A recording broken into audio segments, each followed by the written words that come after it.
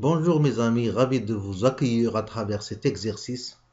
C'est un exercice de réseau électrique alternatif et plus particulier, c'est une étude d'une installation électrique monophasée. L'exercice numéro 1 que vous pouvez télécharger à travers le lien ci-dessous, dans la description. L'énoncé, pour déterminer les caractéristiques d'une ligne électrique monophasée, on mesure les puissances absorbées en tête de ligne et en fin de ligne. C'est une ligne qui est plus loin de 80 km. On obtient les résultats suivants. En tête, le départ, ce sont des données de départ. La puissance au départ en tête P1, 800 MW. La tension U1, 160 kV. Et à l'arrivée, c'est-à-dire en fin, la puissance P2, 720 MW. La tension à l'arrivée U2, c'est 140 kV. Et le courant dans la ligne, c'est 6 kA. Comme vous constatez que la tension U2 est inférieure à la tension U1, c'est normal, c'est à cause de la chute de tension. Et le courant I, c'est le courant qui est commun dans la ligne. La première question, c'est compléter le schéma de mesure, c'est-à-dire le schéma qui nous permet de mesurer la puissance P1, la tension U1, la puissance P2, la tension U2 et le courant I. Voilà. Nous passons pour tracer le schéma. Tout d'abord, pour mesurer la tension U1, nous devrons utiliser quoi? Un voltmètre. C'est-à-dire la ligne, c'est ici. C'est une ligne, voilà. Nous devons utiliser un voltmètre. Vous savez tous qu'un voltmètre doit se brancher en parallèle. Voilà. Le voltmètre pour mesurer la tension U1. Et on a la puissance P1. Donc, on doit utiliser un wattmètre. Je vais laisser une partie pour insérer mon wattmètre. Voilà. Le wattmètre, il possède deux circuits. Le circuit courant qui se branche en série. Voilà ces deux bornes. Et le circuit tension se branche en parallèle. Donc, ici et là. Le circuit tension, il est branché en parallèle. Donc, ces deux appareils de mesure que j'ai mis, c'est pour mesurer la puissance P1, le wattmètre, et pour mesurer la tension U1 à travers ce voltmètre. Et à l'arrivée, j'ai ici trois appareils de mesure. Pour mesurer le courant I, je dois utiliser un ampèremètre. Notre ligne, c'est ici. Je vais laisser une partie pour insérer mon ampèremètre. Et voilà, je vais le dessiner en rouge. Voilà, mon ampèremètre, il se branche en série. Il va me mesurer le courant I. Et je vais utiliser un voltmètre pour mesurer la tension U2. Voilà. Le voltmètre. La tension U2. Donc, le voltmètre. Il me reste qu'à brancher mon wattmètre. Donc, je vais laisser une partie pour mesurer ma puissance P2. Donc, le wattmètre, comme j'ai dit avant, il possède deux circuits. Le circuit courant doit se brancher en série, et voilà. Et le circuit tension doit se brancher en parallèle comme le voltmètre. Voilà. Voilà, c'est compléter le schéma de mesure. Voilà les 5 appareils de mesure pour mesurer ces 5 grandeurs comme vous observez. La puissance P1, la tension U1, puissance P2, la tension U2 et le courant I. 5 appareils, 2 wattmètres, 2 voltmètres et 1 ampèremètre. La question suivante, c'est calculer les puissances réactives en tête et en fin de ligne Q1 et Q2. D'après les données, on a les données P1 800 MW et la tension U1 160 kV en tête. Donc, voilà. Donc, voilà.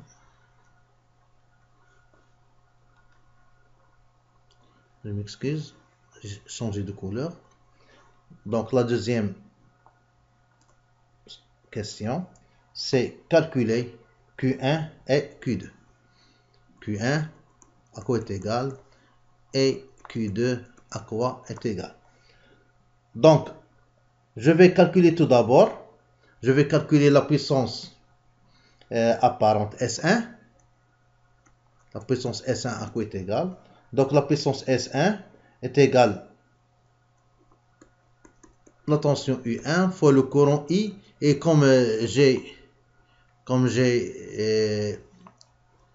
dit que le courant I, voilà, le courant I, c'est le courant sortant de la centrale EDF. C'est le même courant, voilà, qui circule dans la ligne. C'est le courant qui arrive. Donc, c'est un courant qui est commun. Et le retour se fait par ici. Le courant se fait par ici et entre un courant. C'est un circuit fermé. Voilà. Donc, je vais calculer la puissance apparente en tête. Donc, la tension U1 est égale à 160 kV. Donc, fois 10 à la puissance 3.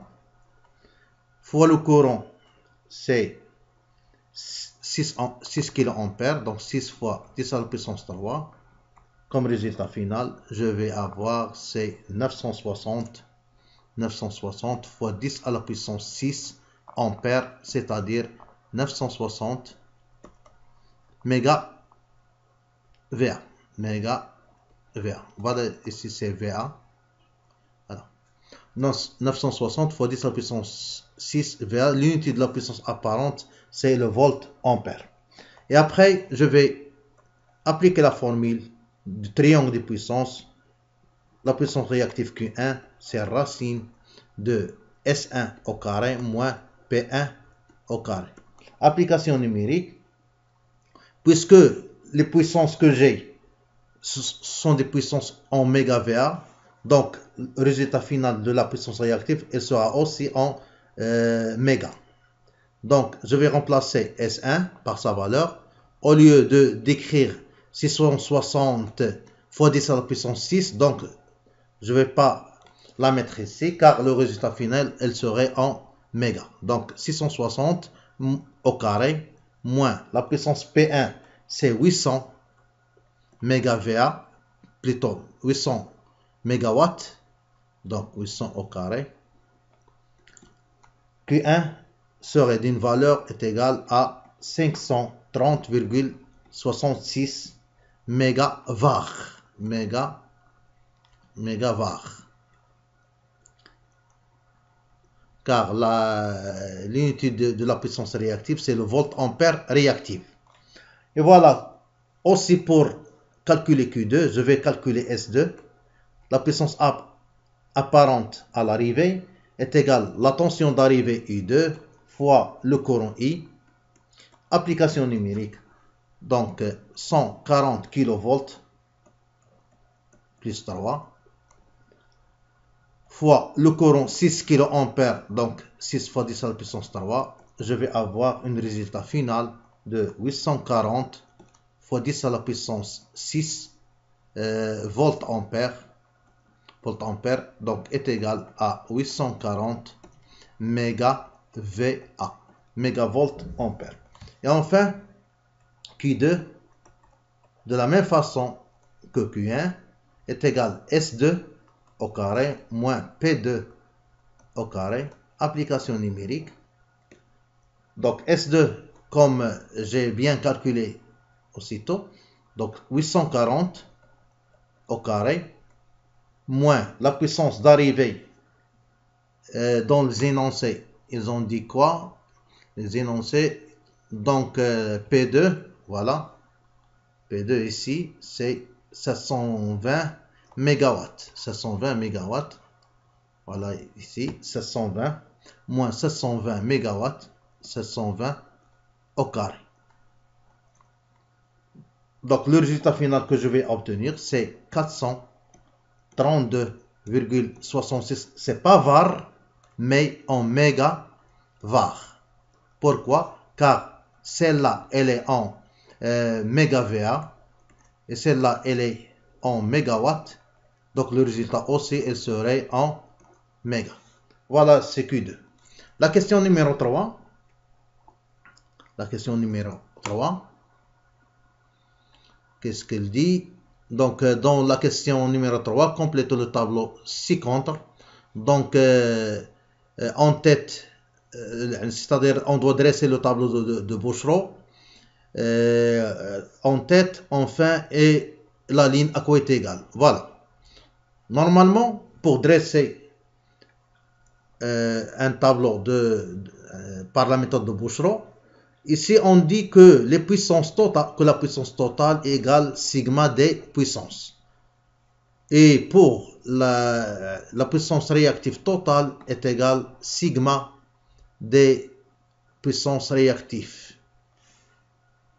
C'est-à-dire que la puissance P totale est égale à P1 plus P2 plus P3, etc. Et aussi pour la puissance réactive totale est égale à Q1 plus Q2 plus Q3 jusqu'à Qn. Ici aussi jusqu'à Pn. Mais par contre, pour la puissance apparente S totale, normalement elle est différente. Donc, si je fais S1 plus S2 plus S3 jusqu'à Sn. Mais plutôt, il faut faire une somme vectorielle. S2 plus S3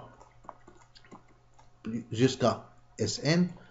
Pour que cette équation soit correcte, on doit faire une somme vectorielle. Pourquoi? Car chaque puissance apparente a son propre déphasage, ou plutôt à sa propre facteur de puissance cosinus phi. Donc, revenons à la question. Je vais tracer mon tableau. Je vais mettre, voilà,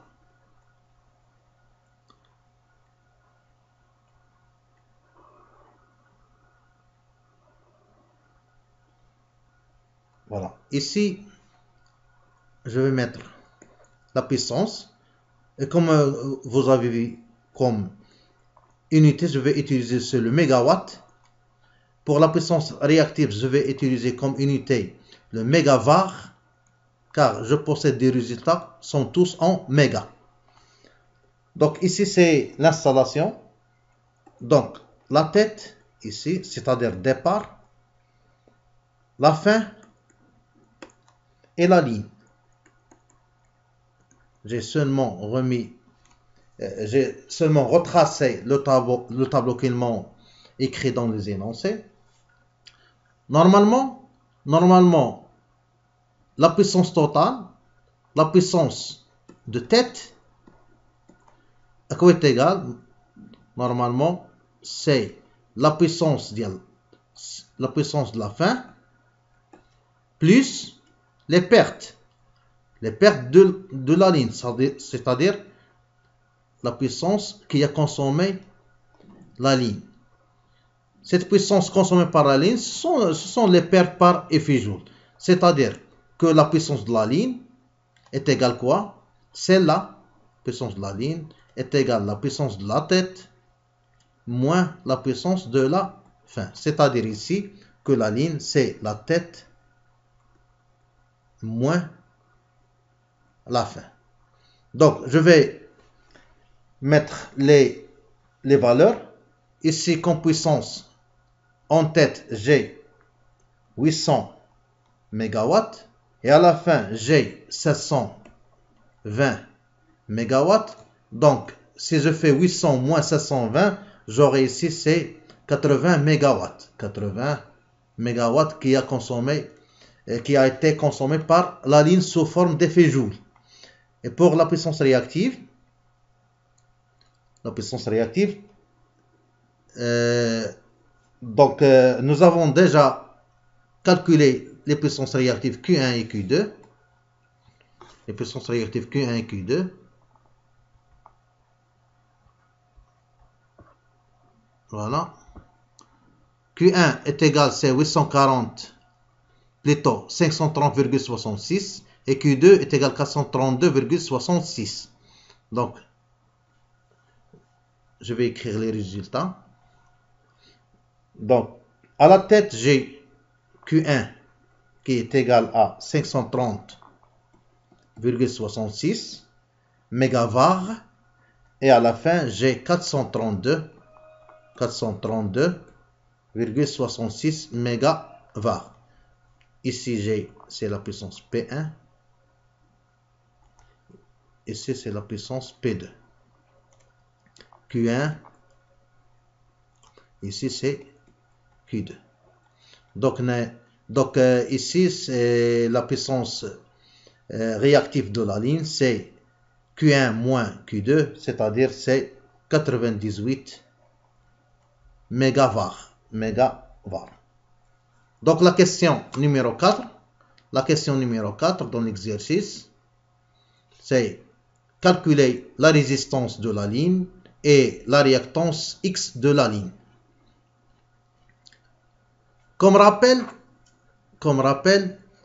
dans une installation en monophasé, on a une installation en alternative, j'ai le triangle des puissances comme celui-là. Voilà.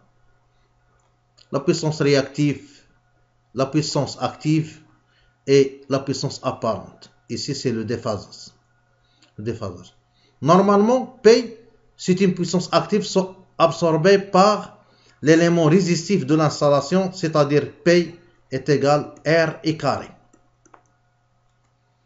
Ici, la puissance réactive, elle est consommée par l'élément réactif qui est la réactance, c'est-à-dire c'est X fois I au carré. Donc, pour calculer la résistance de la ligne, j'ai quatrièmement, j'ai la puissance de la ligne qui est égale à R fois le courant I au carré. Ce qui implique que plutôt la résistance et pas le courant, que la résistance de la ligne égale la puissance de la ligne divisé par le courant au carré. Application numérique, la puissance de la ligne c'est 80 MW, donc 80 fois 10 à la puissance plus 6, divisé par le courant qui a une valeur de 6 kA, 6 fois 10 à la puissance plus 3 pour mettre le kA, fois au carré. C'est-à-dire que je vais avoir 80 fois 10 à la puissance plus 6, divisé par 6 au carré, fois 10 à la puissance 3 au carré, c'est 10 plus 6. Donc je vais réduire par 10 plus 6 et j'aurai comme résultat que la résistance est égale à 2,22 ohms. Donc la résistance de la ligne est égale à 2,22 ohms. Il nous reste que la réactance de la ligne. De la même façon, la réactance de la ligne, j'ai XL plutôt que XL, c'est l'élément qu'on recherche. J'ai la puissance réactive de la ligne QL est égale quoi? Est égale à X fois I au carré. Ce qui implique que X égale la puissance réactive consommée par la ligne divisée par le courant au carré. Application numérique, Q est égal à 98 mégavar fois 10 à la puissance plus 6, car l'unité c'est le var, mais ici on a mégavar, donc 10 plus 6, divisé par le courant c'est 6 kA, et le kilo c'est 10 plus 3 au carré. De la même façon, la puissance réactive de la ligne est égale à 2,72 ohms. Voilà. Supposons qu'ils nous ont demandé de calculer à quoi est égale l'inductance de la ligne. Nous avons la réactance X est égal à L fois oméga. Or, oméga, la pulsation est égale à 2πf. Pour une fréquence f est égale à 50 Hz, nous aurons oméga, c'est 2 fois 3,14 fois 50, c'est 314 radians par seconde. Donc, l'inductance de la ligne L est égale à X sur oméga. Donc, c'est 2,72 divisé par 314 et j'aurai pour résultat que la ligne aurait une inductance L de 8,66 millihenry. Donc celle-là, j'ai juste calculé L, mais elle n'est pas demandée dans les questions. Ils nous ont demandé seulement de calculer la réactance X. La réactance X seulement. Et comme vous constatez aussi que ce paramètre de 400, plutôt que 80 km, ce n'est qu'une donnée non utilisée, mais par contre, c'est une donnée trompante. Voilà mes amis, j'espère bien que vous avez bien compris l'exercice. À une autre leçon ou bien un autre exercice, à bientôt.